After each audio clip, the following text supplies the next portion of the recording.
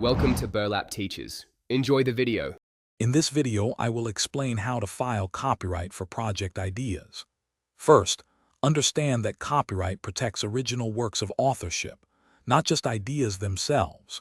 You'll need a tangible form of your project, like a written manuscript or recorded song, before you can register it.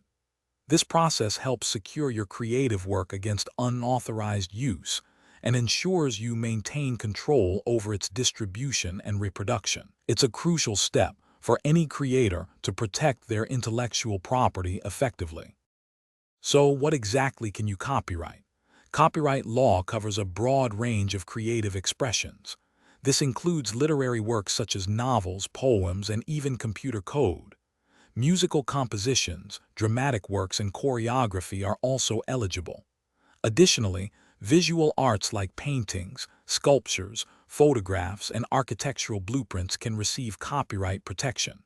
Remember, the key is that it must be an original work fixed in a tangible medium of expression.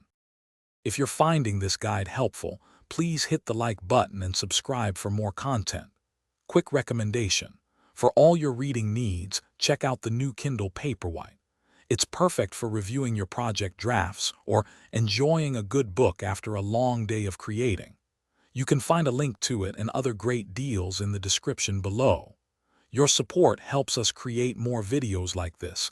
Now let's get back to the video. The application process is straightforward. First, ensure your work is in its final, tangible form, ready for submission.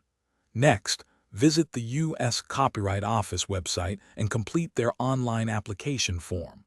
You'll need to provide details about your work and yourself as the author.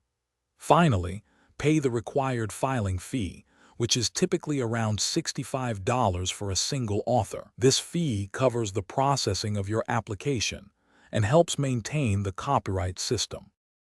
Thanks for watching. Consider subscribing if this video helped you.